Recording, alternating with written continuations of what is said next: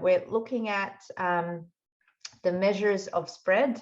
Yeah, and part of that would be looking at as well how the data would be distributed. Okay, so when you say distributed, what would be what does your data look like? Okay, are there more scores on the higher end or in the lower end? Okay, or are they going towards something like a bit more symmetrical, or that are they clustered more right in the middle? Okay, so those are the things that you would want to look at, because then that will give you an idea of what your data is about, and would probably give you some explanation of why that is your mean, why that was your median, and you would be able to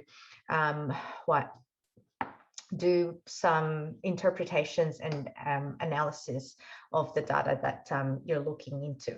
Okay, so let's have a look at our warm up. Maybe we can start with that one, because then it will help us find out if we know how to calculate our quartiles. So it says there, a year ago, Angela began working at a computer store. Her supervisor asked her to keep a record of the number of sales she made each month.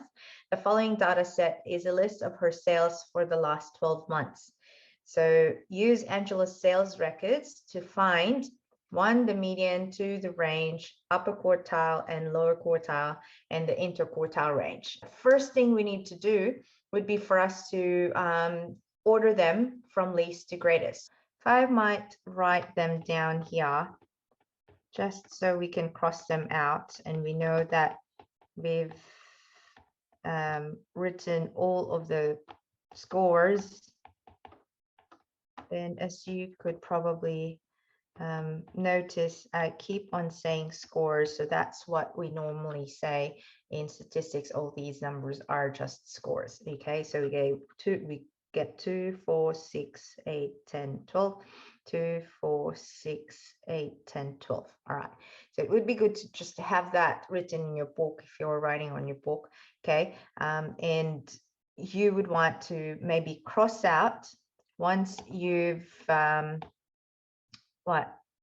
written them into ascending order. So the lowest number would be 1. Next one would be, is 11 the next one? Let me know if I'm not writing down the next number that's smallest. So we've got 15, looking at 20 or 19 and 20, and then maybe 24 and then 28, 34, 47, no, 37, 34, 37, 47, 57, no, 50,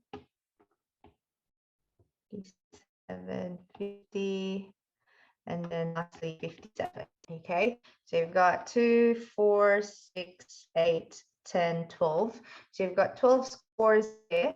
You want the median, and therefore, if you've got 12 scores, for you to be able to have data in 2 sets, then the first half would have 6 numbers, and then the second half would have another number. So you've got 2, 4, 6.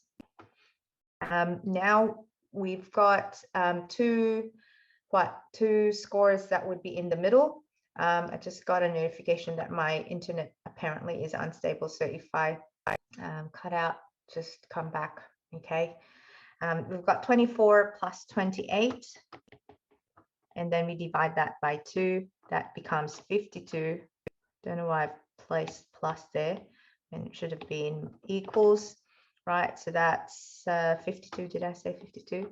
And therefore that's 25 plus 1, 26. Yeah, so your Q2 or your median is equal to 26. Okay, so our answer is A would be 26. Next, we want the range. So when we look at the range, we look at the highest and then the lowest, right? And then we minus them too. Range equals 57 minus 1 and say that's 56. And can you say about this set of data?